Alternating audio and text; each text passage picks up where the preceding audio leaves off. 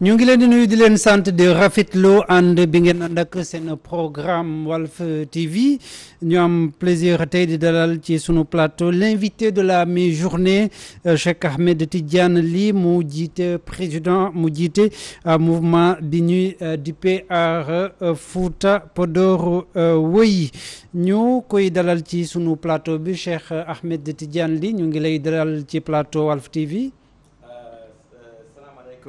jërëjëf Abdoul Khoudous donc di ñaanal ci dem ci yàlla bi Sidi Lamine Niass na ko yàlla jégal teral ko ci aljanna firdaws xam na ñi nekkoon na koo xam ni dafa taxaw temm pour askan wi métit askan wi li tax ma ñëw fii tey moo tax il fallait que ñu rendre ko hommage boobu ñaanal ko mais tamit di ñaanal sénégalais yépp ci tiis bu am maanaam fukk ak benn bébé yoo xam ni dañoo lakk lu nekk lu doy waar lu metti tamit ñaanal tamit Podor amoon na temps yi takk bu metti boo xam ni tamit ci ay bakkan yu bëre rot si ay tamit bàyyi ma yu bëre ay matériel yu bëre loolu yëpp ndeysaan ñu ngi jaale ñooñu tamit di wax ni sàggante état mu ngi ci loolu vraiment dañ koy regretter di ñaanal tamit sama ndey ki dem ci yàlla sama tante sama yaay Mariam Ly nekkoon vraiment ku baax ku jullite jàngalekat bu mag jàngkat Quran na ko yàlla yërëm jégal ko teral ko aljanna firdaws. d'accord jërëjëf Cheikh Ahmed Tidiane Ly ñu koy doore ak li nga xam ne ndax bëgg nañu xam itam lan mooy Fuuta maanaam Podor Woyi nga tekkal ñu ko ci wolof ñu xam lan la. voilà tuddee sa mouvement bi noonu. voilà Podor Woyi soo ko déggee mooy Podor jooy na Woyi ku ko dégg Woyi yëpp mooy métit maanaam métit bu nekk ci Podor mooy que Podor tey dañoo xiif Podor tey dañoo mar su ma waxee dañoo mar maanaam am nañu si dans les 22 communes si jéeri bi tey ay communes comme commune Bokki Diallo bi commune ministre Abdoulaye Daouda Diallo am na fi ay villages yu bare yoo xam ni ba léegi ci ay teen lu ñuy naan te teen yooyu parfois ndox bi du ñëw te su ñëwee tamit nekkul ndox bu sell. maanaam da ngaa sukkandiku ci li nga xam ne dundinu waa Podor nga fondé wu ci pour fondé sa mouvement di ko tuddee Podor Woyi. voilà mouvement bi Aar Fouta mooy cosaan si xam nga aar moom soo ko déggee maanaam ñëw leen Fouta mais su ma doon wax Aar Fouta ba gis ni tamit Fouta metti na il faut ma xamal nit ñi xamal ni àddina woyi maanaam waa Fouta ñu ngi jooy loolu tamit mooy alerte bi par rapport ak crise existentielle maanaam loo xam ni tey ñi temm waa Fouta waa département de Podor loo xam ne ñu ngi koy dund. lan lay Podor nekk di dund ndax ñun li ñuy dégg kay mooy foofu nooy na nepp infrastructure yi état def na lu ne te bëri na itam ay responsable politique yi nga xam ne ñu ngi leen di dégg di def ay sorties médiatiques par rapport li nga xam ne def nañu ko ci seen gox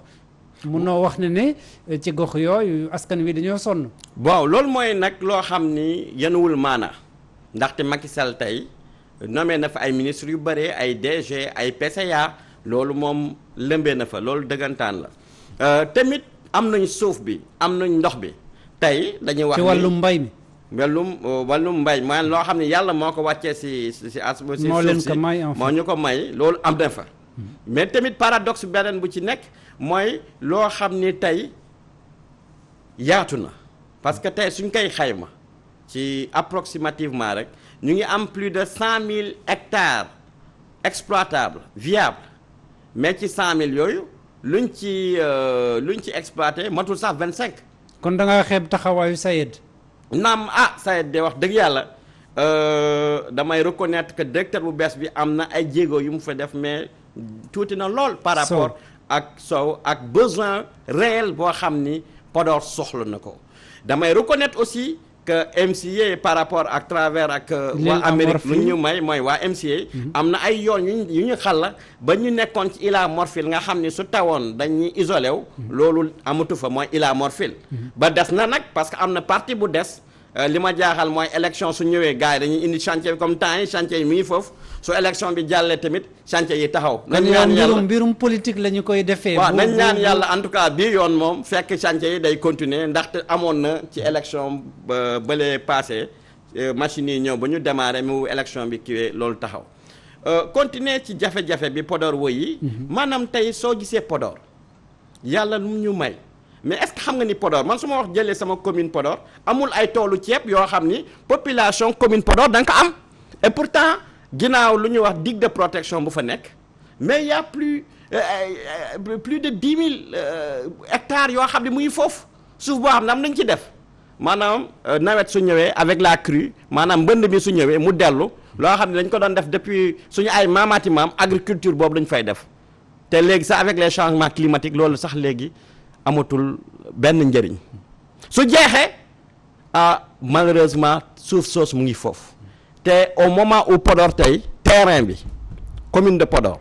150 mètres carrés soo fa bëggee comme këru Dakar yi su tuutee ba tuuti en tout cas ça tourne entre 2 millions 500 3 millions. lan moo waral loolu. ndaxte dañoo am benn digue boo xam ni mu ngi fa depuis dans les années 60-70 digue boobu tey moo xam ngeen population bi yokku na Podor yëpp fees na del Podor amatul espace léegi nag tey pouvoir public yi ku mel ni tey maire bu fa nekkoon Aïssata Tall Sall ak maire bu fi nekk léegi mooy Racine Sy lan moo nekk seen mérite maanaam wut ay partenariat avec l'acte 3 de la décentralisation à l'étranger pousse delloo digue de protection mi ginnaaw soo ko delloo sur 1 kilomètre au moins mën na créer ay 1000 kër yoo xam ni tey Podor waa su bëggee am kër da koy am facilement mais ñooñu waa Podor am ci ñoom confiance surtout Aïssata Tall Sall 2 mandats ñu jox la ko yàlla may la carnet d'adresse yàlla may la nga mën a am plaidoyer loolu yàlla moo ko may il faut nga reconnaître loolu mais mën ma comprendre après say mandat amoo loo xam ni dañ ci teg loxo parce que dañu naan indi na fi goudron indi na fi mais loolu si suñu impôt la loolu c'est normal dans la marche de l'État loolu c'est même les réalisations de l'État mais soo yoree dëkk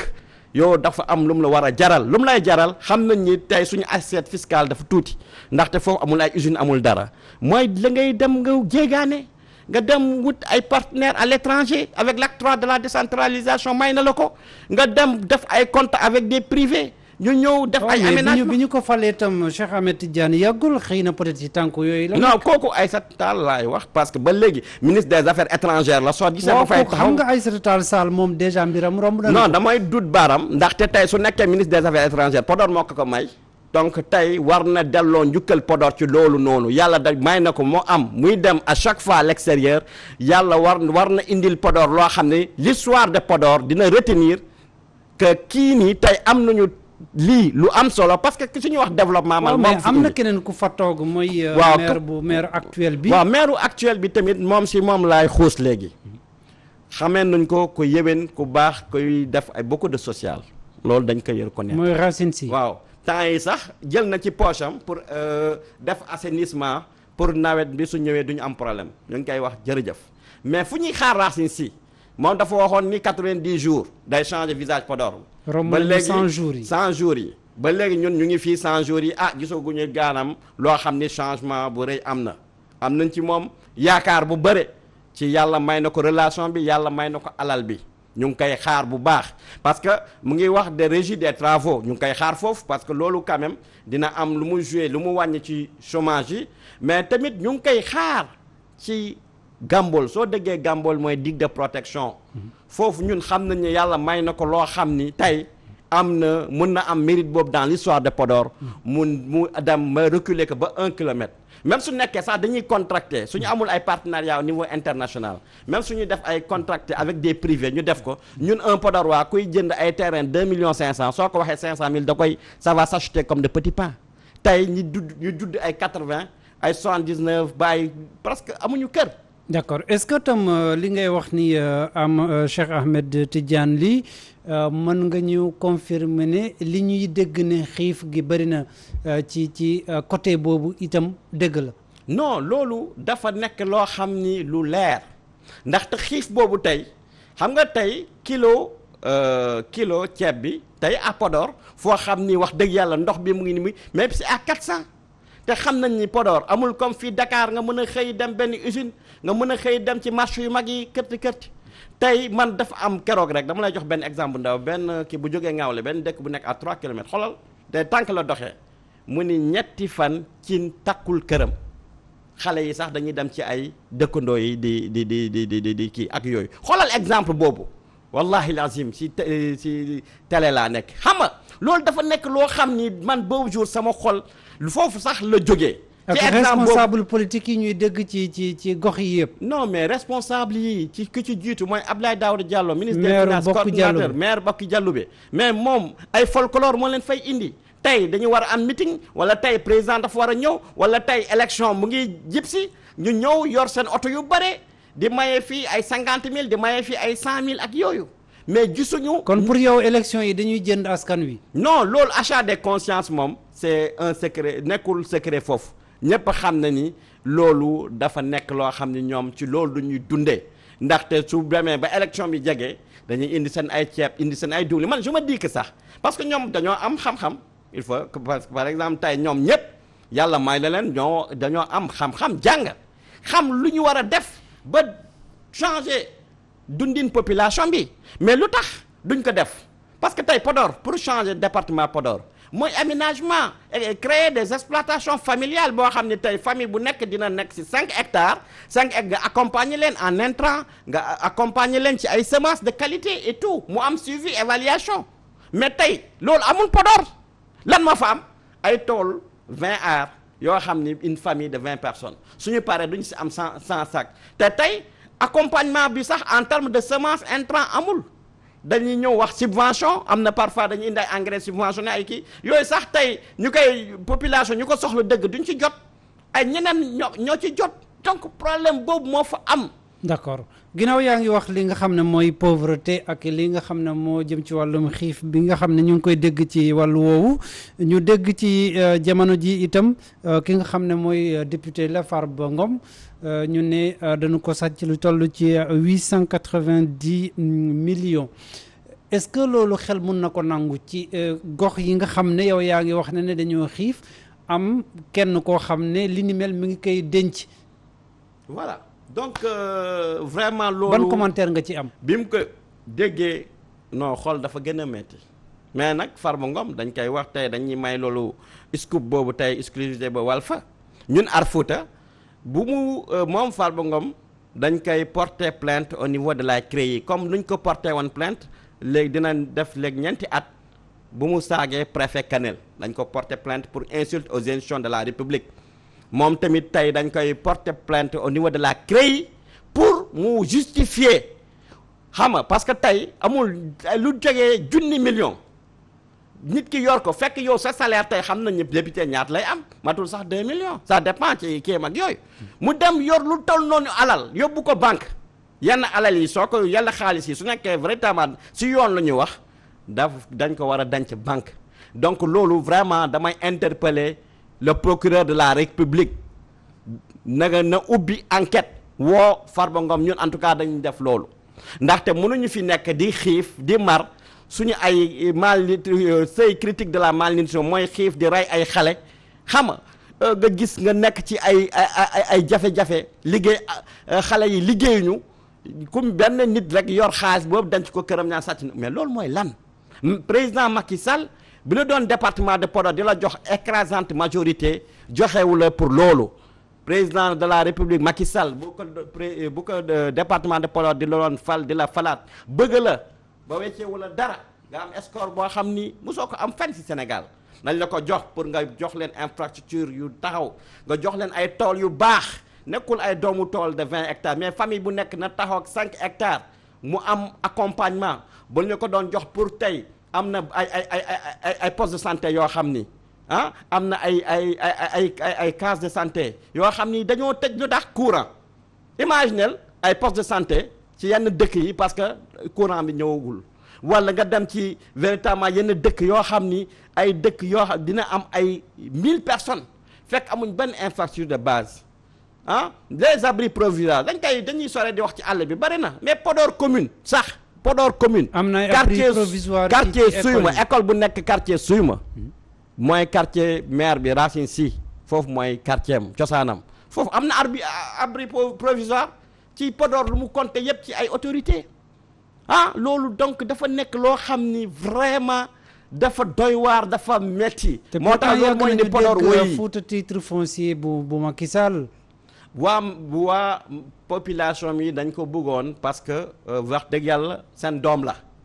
mais nag tey daa gis ci élection passée bu mooy municipal yi taux bi dafa chuté par exemple man su ma la joxee commune de Podor par rapport ak présidentielle bu ñu génn Podor tey sur 10 000 mais Benno Bokk Yaakaar 3 000 la ci am 7 000 yi sont pas 1000 yi opposition am ci léegi am na ay 6 000 Podorois yoo xam ni voté wuñu lu tax c'est parce que dañoo kontaanul ci ñoom te loolu day gën a feeñ parce que tey peut-être chance bu ñu am mooy élection municipale commune de Podor parce que Racine Sy quand même il faut reconnaître que def na lu bëre bu accompagner na population yi lu bëre ci ay social mais incha allah municipal bi déjà amul benn doomaanu Podor boo wax commune bu ñu jël tey dañuy sanctionner dûment la liste de Benno Tas Yaakaar de Podor ci élection législative yi ñu dëgmal non dañuy sanctionner élection bi dina nekk un tournant décisif pour yabaate boo xam ni teg nañ ko Podor ñàkk respecter département de Podor parce que loolu ñàkk respect ailleurs on a vu 3000 milliards boo xam ni yóbbu nañ ko par exemple Touba macha allah baax na mais Podor est-ce que am na sax 100 milliards en termes d'investissement lu tax loolu ñu jël ay stades yoo xam ni bëriwul njëriñ dañu wax dëgg ñun tey dañoo xiif dañoo mar taluñu ay stades lu ñu tal mooy des infrastructures agricoles de base élevage bi tey mu ngi nii on peut véritablement créer ay exploitation fekk exploitation indi ay insémination artificielle surtout ci élevage googu ñuy wax tamit jëm ci wàllum feu de brousse bi nga xam ne mi ngi créé coono bu rëy ci foofu ginnaaw li nga xam ne sànq yaa ngi koy wax am ñu ci xam ne sax jot nañoo ñàkk seen bakken lan moo nekkoon réaction autorités yi nga xam ne ci localité bi la ñu bokk. réaction tey autorités yi. parce que normalement dafa war a am ay pare-feu yi nga xam ne dina permettre askan wi. tey loolu moo doy waar man sànq lim en français loolu laa la wax maanaam tey état sa mission régalienne est de protéger les populations. mais tey su nekkoon amoon na ay pare-feu yu normal au moins mu amoon ay citerne ndox parce que gouverner c'est prévoir ñu si partout foo xam ne am na ay danger ñu def fa ay pare-feu créer ay citerne mais tey ñàkk pare-feu bi ñàkk citerne yi fa nekkoon moo tax bakkan yu bëri ak perte en bétail yu bëri am loolu pour département boo xam ni wax dëgg yàlla jox na lépp Macky moo tax may wax pour Podor woyi lan moo nekkoon taxawaayu autorité yi fa nekk te ñu bokk ci nguur gi. man de damay saluer le ministre Cheikh Oumar Anne. ndaxte le maire de Ndioum si image yi ma gis naa ni dafa am tey suba gis naa ko foofu ak délégation mooy délégation gouvernement mais ce que j'ai pas compris le premier responsable politique du Benno Bokk Yaakaar de Podor mooy Abdoulaye Daouda Diallo non seulement gisuma ko foofu. mais dafa am quelques jours mu dem Grand Théâtre di xawaare maanaam amoon nañ benn journée et puis journée de l'élevage bizarrement au moment où il y a eu des morts à Podor yow nga war a nekk ku fa njëkk a ñëw ñu gis la sa présence physique c'est important compassion accompagnement mais gisuñu la foofu fu ñu lay gis Grand Théâtre si lan xawaare loolu vraiment dama koy déplorer di wax ni loolu yabaati boobu day jeex tax maintenant la jeunesse consciente de Podor dañuy wax ni Podor woyi par rapport à ça on va sanctionner dûment Benno Bokk Yaakaar pour ces élections à venir. d'accord yaa ngi wax sanction élection législative yi ñu dëgmal carte gi leeragul ba léegi ndax gis nañu yow bokkoon nga ci xaw nga gedd tuuti Benno Bokk Yaakaar ñoo bokk mi ci coalition bu Bougane Gueye gëm sa bopp. tey seen liste bi nga xam ne déposé nañu ko au niveau national bi fii ñu rejeté ko dès le départ avec le système de parrainage topp ci liste Yewwi Askan Wi liste proportionnelle bi mooy liste nationale bi nga xam ne Ousmane Sonko moo ko jiite itam ñu rejeté ko ban jàngat nga am ci bi ñu jàllalee liste Benno Bokk Yaakaar nga xam ne ñu ci bëri jàpp nañ ne am na ay manquements tey comportement conseil constitutionnel direction des élections boo ko doon jàngat. voilà donc conseil constitutionnel ñoo xam ne tey ñoo war a ŋànk lépp loo xam ni mooy yoon ci dëkk bi li ma metti mooy ñooñ dañ ko jalgati ndaxte tey feeñ na processus bi début bi bu mu commencé moom waa direction générale des élections wax nañ ni kenn déposé wul à temps tamit gis nañu ay laaj yoo xam ne am na ci liste Benno Bokk Yaakaar gis nañ ko tamit ci liste yeneen liste yi ak yépp ñu nekk ñu war a génnee tey yoon ñu wax ni loi bi lii la ñu appliquer yoon dans toute sa rigueur c'est-à-dire ñu wax dëggantaan lu am mais dañoo féete njëgënaay léegi nag moo tax ñu def véritablement taf yëngal boobu ñu mën a jàllalee bennoo ak loo am dans l'histoire politique du Sénégal lu musul am loolu nag ñooñu nañu xam ni dañuy dee dem ci yàlla ndaxte lu ci yàlla wax dafa doy waar koo xam ni day atte dama leen di wax dañu jël seen responsabilité te ñu xam ni mën na indi un chaos gis nga Côte d'Ivoire bu mu amee ay 6000 morts ci conseil constitutionnel la jóge ñoom tamit dama leen di artu nañu xam loolu en tout cas boobu conseil constitutionnel man je te dis que tout simplement dañ fa nekk comme directeur de campagne du président Macky Sall. ñoom ñooy njëkk non ñooñu ay directeur de campagne président Macky Sall. parce que yow dañuy waajal li ñuy lam-laamee que ni président Macky Sall dafa bëgg def bëgg représenter waat maanaam poser troisième candidature am pour 2024. loolu man personnellement dama wax ni su nekkee yoon may na ko loolu amul problème mais tamit ñun en tout cas ñun ñi nga xam ne tey dañoo faloon Macky falaat ko gëmoon ko mais ñu gis ni suñu jafe-jafe. ba léegi mu ngi gën a metti ba mandat bi mu ngi jeex tey Podor jeunesse Podor dafa nekk ci chômage boo xam ni lan moo koy justifier tey drogue bi maanaam yamba bi dafa lëmbee Podor commune ak département gendarme yi ñu ngi rek jël di ak yooyu loolu moo ko tax parce que su demee ba jeune bi am licence am master am nekk waxumbaane fekk yow sa lekk ak sa naan sax sa waajur ñoo ko yor nga bëgg ay aajo loolu souvent mooy indi dérive yooyu mooy indi ay agression sax am na fa ay sàcc am na fa parce que tey dañoo faillir responsable politique yi fa nekk tey dañoo faillir seen mission. waaw mais est-ce que itam ci dellu ci troisième candidature bi du question de parole donnée maanaam kaddu nit ki. man de foofu laa jàpp d'accord ak Macky Sall ndaxte président Macky Sall tu dis que moom par rapport ak les valeurs cardinales de la République la parole. donner surtout la parole de l'autorité suprême ko gën ko autorité bu gën a rëy kooku su demee ba wax warul waxet ndaxte waxet lu ñu sanctionné woon Wade lu ñu nangulul Wade duñ ko nangul président Macky Sall waaw léegi nag je fais un appel ba léegi su nekkee wax dëgg yàlla weesuwul te lu des ci mandat am na gëstuwaat moom président Macky Sall da gëstuwaat Fouta am na lu mu fa def gëstuwaat Sénégal dans l'ensemble. voilà ñu jeexalee ko ak marche bi nga xam ne ñu ngi koy waajal waa opposition bi rawatina oote bi ñi nga xam ne oote nañu ko waa Yewwi ak coalition bi nga xam ne ñu ngi ànd ak ñoom di coalition bu parti démocratique sénégalais ñoom wàllu Sénégal tey ban gis-gis nga am ci tension électorale bi ñu nekk nii. voilà donc man gis-gis bi ci am. maanaam képp ku marché ñaxtu dafa bokk ci ay droit boo xam ni sénégalais bu nekk am na ko donc suñ ko laajee ci anam bu yoon na leen yoon may ñu marché